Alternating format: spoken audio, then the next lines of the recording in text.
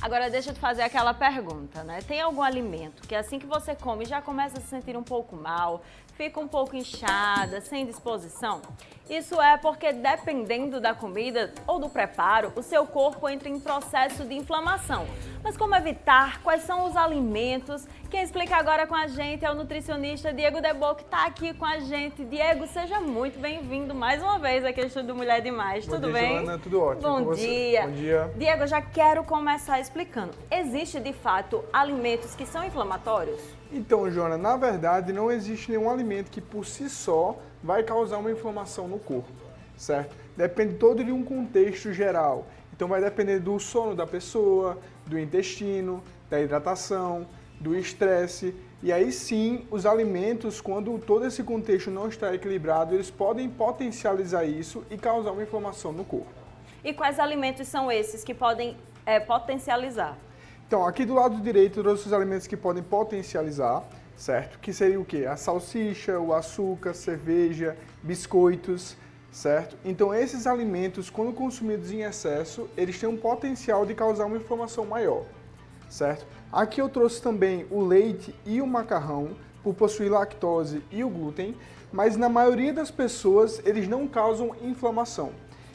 O leite, por exemplo, só vai causar inflamação quando a pessoa tem alergia à proteína do leite, que é a caseína. Nesses casos, o corpo ele tende a gerar uma resposta inflamatória e causa inflamação na pessoa.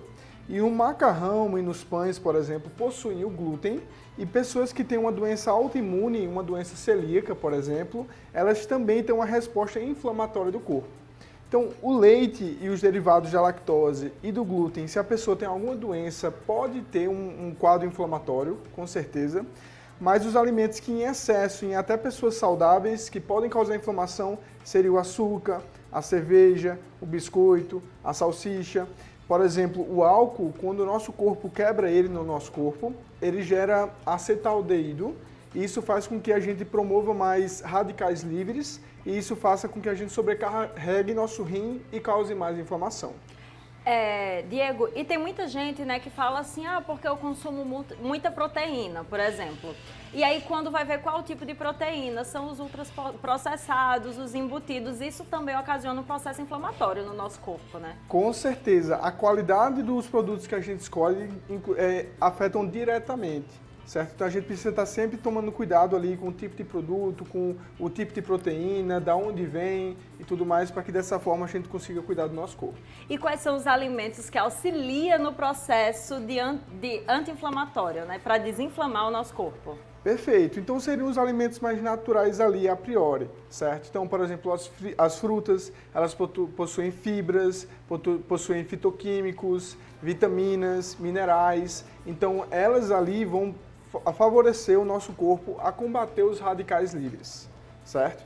Trouxe também aqui, por exemplo, o azeite, que possui antioxidantes, possui uma fonte de gordura saudável e ajuda o nosso corpo a combater as inflamações. Deixa eu te fazer uma pergunta, porque tem muita gente que costuma usar o azeite ao invés do óleo, né? Sim. O azeite, quando você fala, seria o azeite sem ele estar quente ou o azeite normal, que ajuda nesse processo? Então, o azeite extra virgem, que foi o que eu trouxe aqui, ele é mais utilizado em pratos frios. Então, por exemplo, em salada, em pratos já prontos, certo? Porque ele não tem uma tolerância de temperatura muito alta. Então, ela tem um ponto de fusão bioquimicamente menor do que, por exemplo, os óleos e o azeite normal. Então, tanto o azeite normal quanto o extra virgem, eles vão ajudar, mas tem que ser inteligente na hora de utilizar eles. Você deve utilizar o azeite tipo único na hora de cozinhar os alimentos, porque vai ter esse ponto de fusão maior e vai resistir melhor às temperaturas. E deve utilizar o extra virgem quando o prato já estiver pronto. Os dois são interessantes, mas tem que saber o momento de utilizar. Eu vi que você também trouxe aqui a sardinha, não foi? Ela auxilia, o ômega tem alguma coisa a ver nesse processo de desinflamação do corpo? Com certeza. Então, dá pra gente utilizar, por exemplo, a sardinha, que vai ter o ômega 3, ou até suplementar o ômega 3 também. O ômega 3 é uma propriedade anti-inflamatória que vai ajudar o nosso corpo a combater o estresse oxidativo. E Diego, e beber muita água, né? Com certeza. Então, exatamente, o nosso corpo ele é feito mais de 70% de água, então com certeza se a gente vai tomando bastante água ali, vai fazer com que o nosso corpo ele vá limpando o nosso corpo, certo? E até quem tem o hábito saudável, né, da alimentação saudável no dia a dia, chega o fim de semana, às vezes coloca o pé na jaca e fica preocupado, né? Ai, meu Deus, eu joguei fora tudo que eu construí nos últimos meses. Mas existe esse processo também de desinflamação, né? Que é consumindo mais frutas, verduras, o azeite, a sardinha, auxilia nesse processo e rapidinho recupera tudo de novo, né, Diego?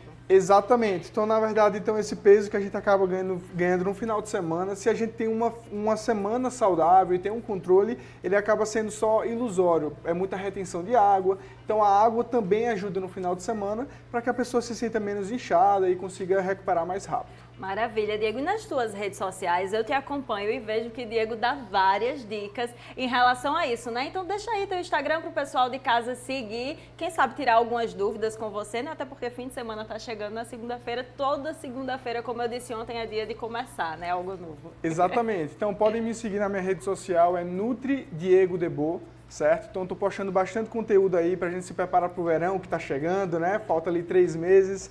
Então, eu estou sempre postando lá para tentar ajudar o pessoal. E geralmente o pessoal coloca como meta do ano, né? Ah, porque eu preciso me cuidar, eu preciso começar a fazer uma dieta. Ainda dá tempo, né, Diego? 2025 terminou, não. Com certeza. E obviamente que não é um projeto verão. A gente usa esse momento agora para dar um estímulo a mais, mas obviamente que a gente busca a saúde e o equilíbrio em todas as épocas do ano. Então, é mais um estímulo para a gente dar aquela motivada. Maravilha, Diego. Muito obrigada. Seja sempre muito bem-vindo, viu?